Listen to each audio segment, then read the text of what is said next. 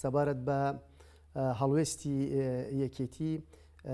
پێش چەند ڕۆژێک تا ئەمڕۆ چەند هەواڵێکی یەکێتی لەسەر ئاستی هاوسەرۆکان و هەندێک هەواڵی دیکە پەیامەکە پەیامێکی ڕۆشنە کە ئێمە لەگەڵ خواست و داواکاری ڕەوای خۆپیشاندەرانی هەرێمی کوردستانین و هەموو هەوڵەکانی ئێمەش لە پێناو چارەسەرکردنی ئەو کێشەکە داواکاریەکان بابەتی موچەیە و لە هەمان کاتیشە مەسلەی خۆپیشاندان بە مافێکی ڕەوای هەموو هاوڵاتیان هەرێمی کوردستان دەزانین و لە هەمان کاتیشە ئەگەر داواکاری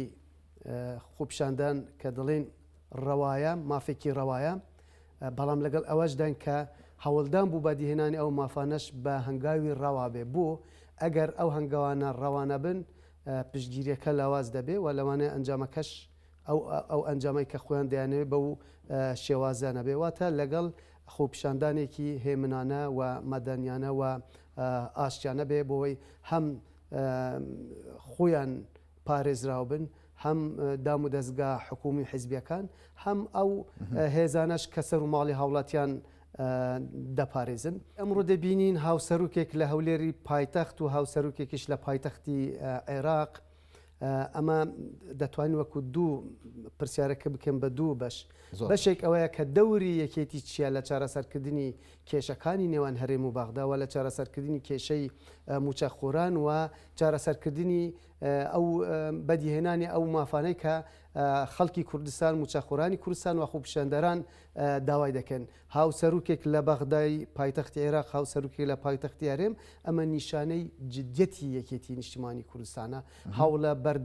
بەردەوامەکانی یەکێتی نیشتیمانی کوردستانە بۆ چارەسەرکردنی ئەو کێشەیە. لەلایەکی دیکەوە دەتوانین بڵێن سێ ڕوودا و ئەمڕۆ هەبوونیان سێ هەوڵ هەبوون هەوڵێک یان ڕووداوێک ئەوە بوو کە لە بەغدا کۆبوونەوەی سەرکردە باڵەکانی هێزە باڵادەستەکانی عێراق و هەرێمی کوردستان بە بەشداری هەرسێ سەرۆکاتی عێراق و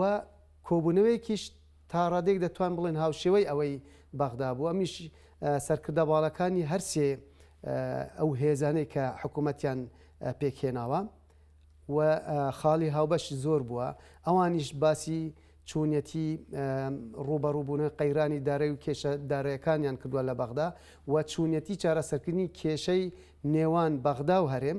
ئەمەی لە هەولێریش بە هەمان شێوە بابەتێک ینی تەوەرێکی سەرەکی ئەوە بوو کە چوون لەگەڵ بەغدا